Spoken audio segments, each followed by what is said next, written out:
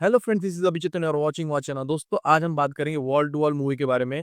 अगर आपने मूवी अभी तक देखी नहीं है तो ये वीडियो को अभी स्किप कर दीजिए। मूवी देखने के बाद ये वीडियो देखिए, क्योंकि इसमें हम इसकी एंडिंग को एक्सप्लेन करने वाले हैं और समझने वाले हैं कि क्या डायरेक्टर को हमको दिखाना है इस मूवी के जरिए। वैसे तो आपने ये मूवी देखी ली है, लेकिन फिर भी थोड़ा सा इसका रिकैप ले लेते हैं। दोस्तों, वुसुम नाम का एक बंदा मेट्रो सिटी में जॉब कर रहा होता है, कॉर्पोरेट। और वो अपनी पूरी सेविंग्स लगा के, पूरे पैसे लगा के, जो भी उसके पास होता है सब कुछ लगा के एक अपार्टमेंट खरीद लेता है। लेकिन उस बेचारे को ये नहीं पता होता है कि उसके अपार्टमेंट लेने के बाद ही उसका रियल ट्रबल शुरू होने वाला है। होता ये है कि इसके अपार्टमेंट लेने के कुछ ही सालों में, कुछ ही टाइम बाद वहाँ के प्रॉपर्टी के रेट सडनली गिरने लगते हैं। और इतने इश्यूज होने के बाद भी वो अपने खुद के घर में सुकून से सो नहीं पाता, क्योंकि वहाँ पे कुछ तो स्ट्रेन से नॉइस आ रहे होते हैं, कुछ तो पता नहीं, कुछ तो नॉइज आ रहे होते हैं। सारे लोग उस पर ब्लेम डालते हैं। ये ऊपर वाले से पूछता है, ऊपर वाले बोलते हैं कि हमारे ऊपर से कैसे नॉइज आ रहा होगा। और इसके नीचे वाले इस पर ब्लेम डालते हैं कि तेरे ही फ्लैट से नॉइस आ रहा है। वुसुंग बहुत ही डेस्परेटली नॉइस का रीजन ढूंढता है, पूरे बिल्डिंग में घूमता है, लेकिन उसको उसका आंसर नहीं मिलता। और वो बहुत ही फ्रस्ट्रेटेड और टॉर्चर्ड फील होने लगता है। ऑब्वियस सी बात है, अगर हमारे भी ऊपर से कोई ऐसी नॉइस बना रहा है, दिन रात अपने को आवाजें सुनाई आ रही है, हमको नींद नहीं आ पा रही है सुकून से, तो ऑब्वियसली हम फ्रस्ट्रेट होंगे। और फिर हमको देखने मिलता है कि हुसुंग के ऊपर वाले जो फ्लैट में रहता है बंदा, जिन हु, जो कि एक फ्रीलांस जर्नलिस्ट रहता है, वही ये सब सेटअप लगाता है। वही पूरे अपार्टमेंट्स में इंटरकॉम लगाता है, हिडन कैमरेज लगाता है, और इंटेंशनली फ्लोर स्पीकर लगाता है कुछ तो, जिससे पूरा नॉइस क्रिएट होता है, पूरे बिल्डिंग में वाइब्रेशंस, नॉइस की आवाज आती है। एक्चुअली उसका एक रिवेंज प्लान होता है। इस बिल्डिंग की जो सेक्रेटरी है करंट, वो पहले एक एक्स प्रोसिक्यूटर रह चुकी थी, जो कि बिल्डिंग के जो स्कैम्स है, बैड कंस्ट्रक्शंस के जो स्कैम्स है, उसको डिफेंड करती, उसको छुपाने का काम करती थी। तो ऐसे ही इस जर्नलिस्ट ने एक स्टोरी बनाई थी, उसकी जान जोखिम में डाल के। उस स्टोरी को ब्रॉडकास्ट होने से इस सेक्रेटरी ने रोक दिया था वो टाइम पे, दबा दिया था उस स्टोरी को।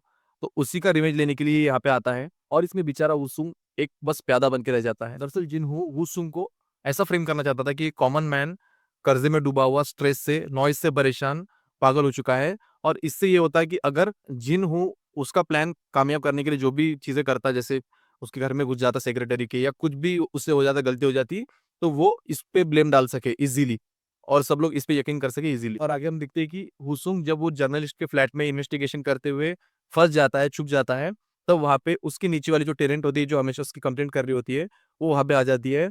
और उसी बीच उन दोनों की, जो जर्नलिस्ट और वो लेडी के बीच में जो हाथापाई होती है, उसमें वो लेडी का मर्डर हो जाता है। और बैड लक ये है कि वो जर्नलिस्ट हुसुंग को वहाँ पे पकड़ लेता है। हुसुंग डर के मारे उससे हाथ मिला लेता है और उसके प्लान में शामिल हो जाता है। फिर ये दोनों डेड बॉडी को लेके सेक्रेटरी के घर में घुस जाते हैं, और वो जर्नलिस्ट वहाँ का गैस पाइप काट देता है, और वहाँ पे एक दूसरे को मारने का सिलसिला शुरू हो जाता है। दरअसल जिनहू को सेक्रेटरी के पास एक अकाउंट बुक होता है, जिसमें जो बिल्डिंग स्कैम्स है, कंस्ट्रक्शन स्कैम्स है, उसका सारा काला चिट्टा होता है, वो उसको चाहिए होता है उसको एक्सपोज करने के लिए। और जब ये सिलसिला खत्म होता है, वुसुंग अकेला बच जाता है, और वो उस एविडेंस को लेके गैस ओवन में डाल के जला देता है, और वो वहाँ पे सब कुछ जला देता है और वहाँ से निकल जाता है। अब इसके आगे वाला पार्ट आप ध्यान से सुनना। जब वुसुंग हॉस्पिटल में होता है, उसकी माँ उसको गाँव लेके जाती है, और तब वो पहली बार वहाँ पे सुकून से सो पाता है, क्योंकि सारे एविडेंस जल चुके थे, सारे रिकॉर्ड्स जल चुके थे।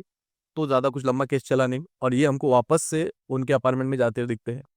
वो सेम अपार्टमेंट ओपन करते हैं, उसके अंदर जाते हैं, और वहाँ पे फिर से वो आवाज़ आनी शुरू हो जाती है, जो कि पहले हमको पता था कि वो जर्नलिस्ट कर रहा था।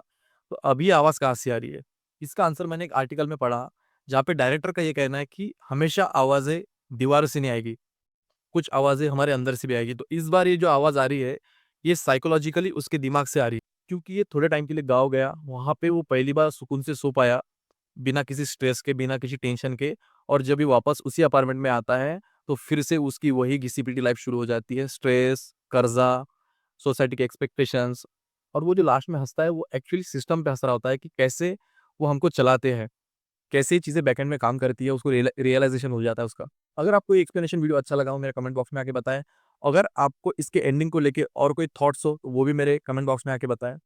मिलते हैं अगली वीडियो में, तब तक मेरे चैनल को सब्सक्राइब करो, इस वीडियो को लाइक करो, शेयर करो और कमेंट